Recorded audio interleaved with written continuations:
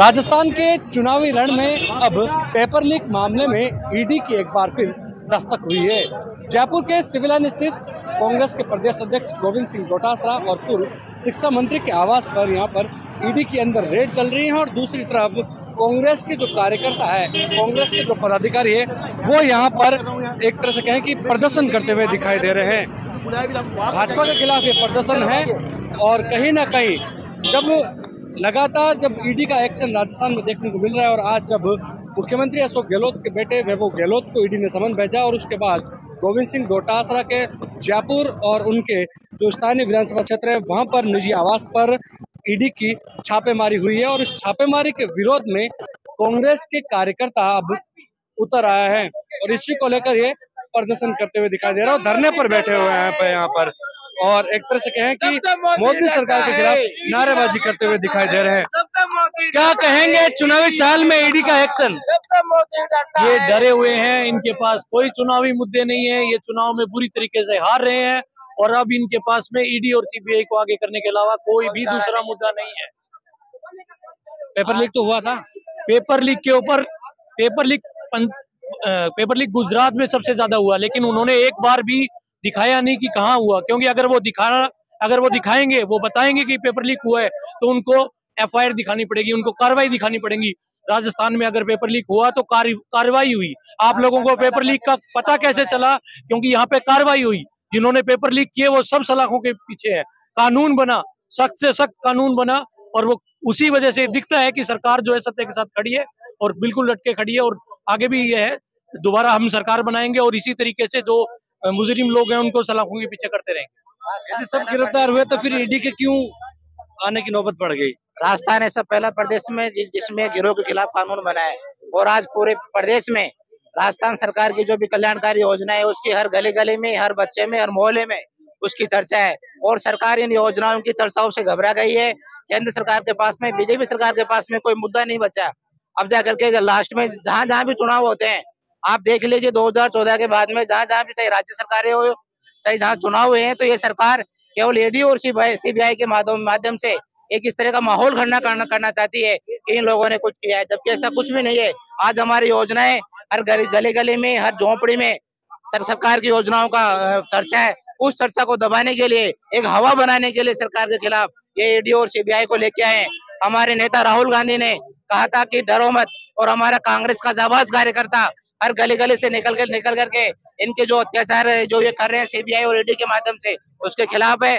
आपने चुनाव के समय में इनको ईडी याद आती है, सीबीआई याद आती है, जहां जहां इनकी हार इनको नजर आती है, तो ये कि प्रतीक है कि राजस्थान की बीजेपी सरकार हार रही है और इसलिए यहाँ पर ईडी और सीबीआई के माध्यम से ये लोग एक माहौल क्रिएट करना चाहते हैं। इसमें इनके मंसूबे कभी सफल नहीं होंगे। कांग्रेस के कार्यकर्ता है, आक्रोश है, ईडी का एक्शन हुआ है।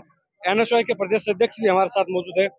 पेपर लीक हुआ और पेपर लीक के बाद ईडी का एक्शन आज देखने को मिला है।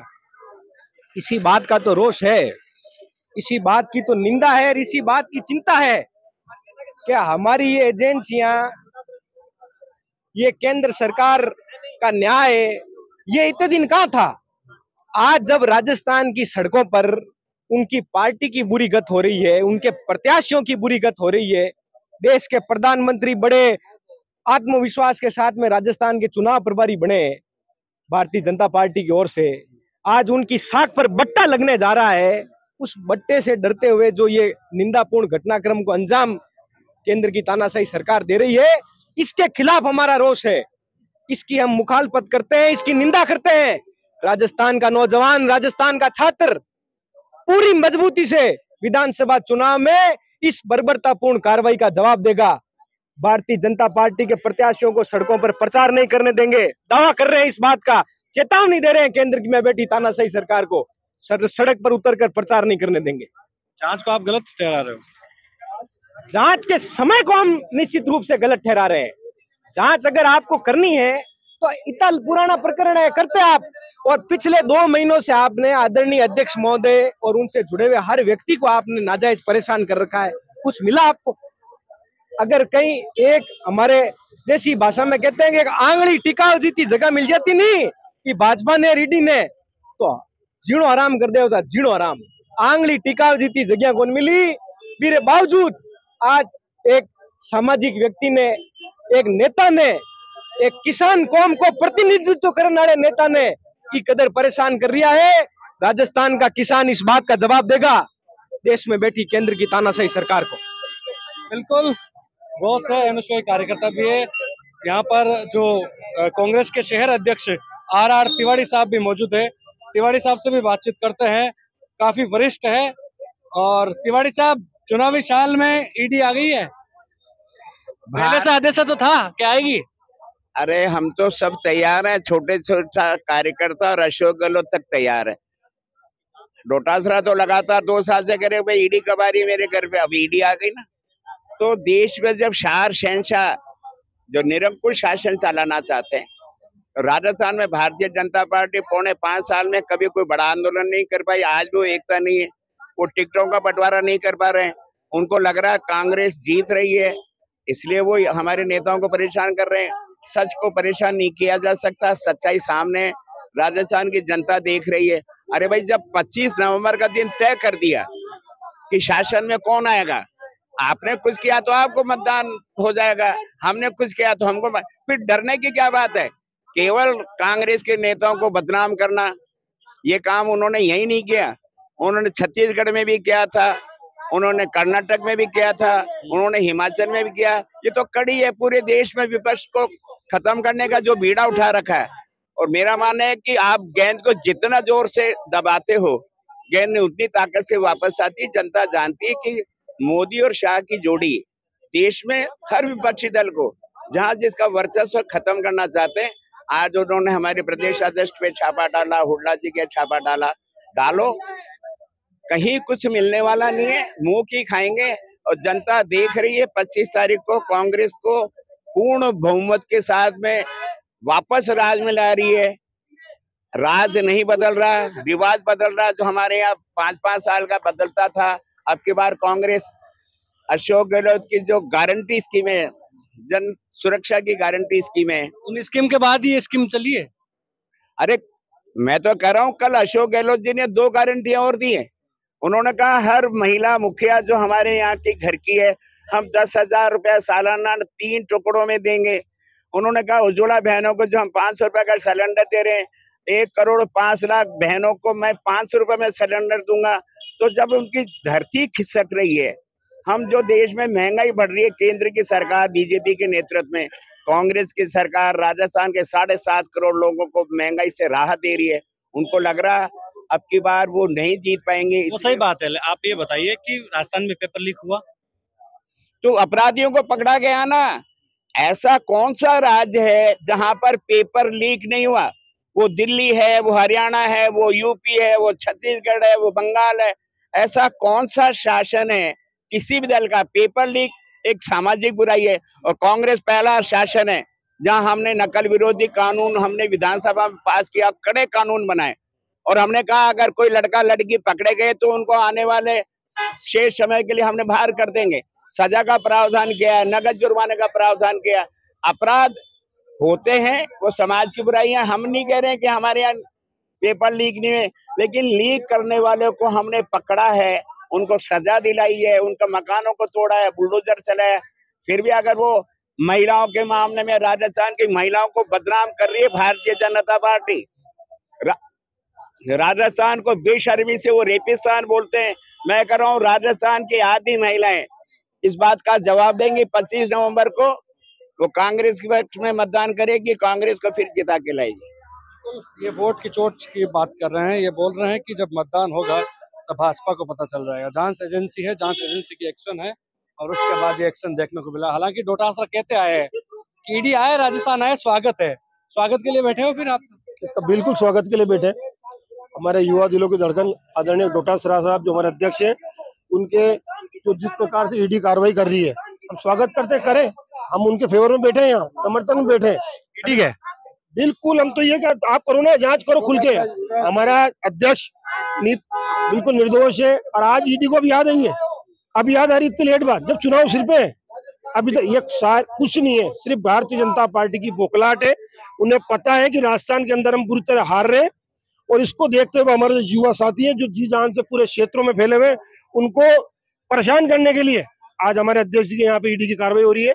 और करें, कुछ नहीं निकलेगा, और पे भी करे और कार्यकर्ता पे कुछ नहीं होने वाला। राजस्थान के अंदर भारतीय जनता पार्टी बिल्कुल साफ होने जा रही है, उसे कोई नहीं बचा सकता।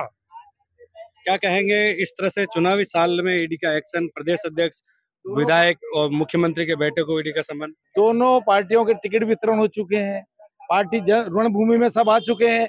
उन्होंने देखा कि रणभूमि में हमारी तलवारें कमजोर हैं और कांग्रेस बहुत आगे है, वो देखते हुए उनके पास आखिरी हथियार बचता है ईडी, सीबीआई, ये इसके अलावा उनके पास कुछ भी नहीं है। उनके पास यही बचा, सारी पार्लियामेंट यहाँ पर बैठी है, सारे नेता वहां के, यहाँ लड़ाई मोदी वर्सेस अशोक गहलोत है, डोटासरा है। आज डोटासरा एक किसान नेता है, कोई व्यापारिक आदमी नहीं है, एक किसान नेता है, किसान का बेटा है। और किसानों की ईडी आती है क्या? किसानों की ईडी आती है क्या? आप ये देखो कितनी शिक्षा मंत्री थे पहले जी, शिक्षा मंत्री थे ना, आज याद है क्या? शिक्षा मंत्री थे, उसके बाद और भी शिक्षा मंत्री रहे, उनके वहां जाओ ना। आज जो वो उनके वहां दो जो शिक्षा मंत्री प्रेजेंट है उनके वहां जाते हैं ना। आज इन्हीं को क्यों परेशान किया जा रहा है? मानते हो कि उनको भी दायरे में ले? फिर तो अगर गलती उनकी किसी की है तो किसी की गलती है तो आज बड़ा घोटाला है, वो ईडी में जाती है। आज उनको जेलों में पहुंचा दिया, उनके मकान धराशायी कर दिए, राजस्थान गवर्नमेंट ने कानून बना दिया, उन लोगों के लिए सब कुछ कर दिया। डीपी चारोली जी, सबके लिए कार्रवाई हो चुकी है। कहाँ हुई? और नहीं, सबकी कार्रवाई नहीं, अगर वो दोषी होंगे तो उनपे भी होगी, जो प्रूफ होगा होगा। गवर्नमेंट, राजस्थान की गवर्नमेंट इतनी निष्पक्ष है कि वो किसी को भी नहीं छोड़ती, अपने वालों को भी नहीं छोड़ती है। बीजेपी ने आज तक किसी भी अपने दोषी नेता को सम्मान दिया, इज्जत दी है, उनको अपने नाम से धोया है कि ये नहीं, पवित्र है। अब पवित्र भी पवित्र हो गए। आप देख लो, महाराष्ट्र का उप मुख्यमंत्री बना दिया, वो भी ईडी से। सब कुछ था कि ये तो चक्की पीसेगा, आज वो उप मुख्यमंत्री बना हुआ, क्योंकि वो मोदी जी का चेला हो गया। मोदी जी के बाद जो जाएगा वो पवित्र हो जाएगा। अच्छा, डोटासरा जी ने कहा कि ईडी मेरा बाल भी बांका नहीं कर सकती। उस टाइम जो वीडियो वायरल हुआ था, कलाम कोचिंग पर पहुंची, तब डोटासरा ने कहा था मेरा कोई संबंध नहीं है, अब तो घर पर आ धमकी। देखिए, बिल्कुल उन्होंने सही कहा था। एक सत्य आदमी थी जिसके पास इस तरह का, पहली बात तो ईडी को कोई एविडेंस मिला ही नहीं है, 3-4 बार इस तरह की कार्रवाई हुई। और एक सही आदमी ऐसा कह सकता है कि ईडी मेरा बाल भी बांका नहीं कर सकती। सवाल यहाँ ये है कि कल जो कांग्रेस ज्वाइन की है बीजेपी के विधायकों ने, कुछ बड़े नेताओं ने झुंझुनू के अंदर, तो इस तरह की बीजेपी घबराकर इस तरह की कार्रवाई कर रही है। और मैं एक बात और आपके माध्यम से कह देना चाहता हूँ कि इनका एक नारा है कि झूठ बोलो, बार बार बोलो, और इतनी बार झूठ बोलो कि लोगों को वो सत्य लगे। अब आधे लोग तो यही सोचेंगे कि डोटासरा जी के पास कुछ ना कुछ तो है, ये स्वाभाविक है, ये मन में आता है। तो इस तरह का भ्रम फैलाने के लिए ईडी को आगे किया जा रहा है। बाकी राजस्थान की जनता ने इस बार मन बना लिया है कि ऐसी ताकतों को जिन्होंने हमारी संस्थाओं का दुरुपयोग किया है, इनको 2023 में राजस्थान से और 2024 में हिंदुस्तान की सरकार से हटाने वाली है जनता। देखिए, कांग्रेस के कार्यकर्ता पदाधिकारी जांच एजेंसियों के दुरुपयोग का आरोप लगा रहे हैं और उसी को लेकर वो यहाँ पर धरने पर बैठे हैं।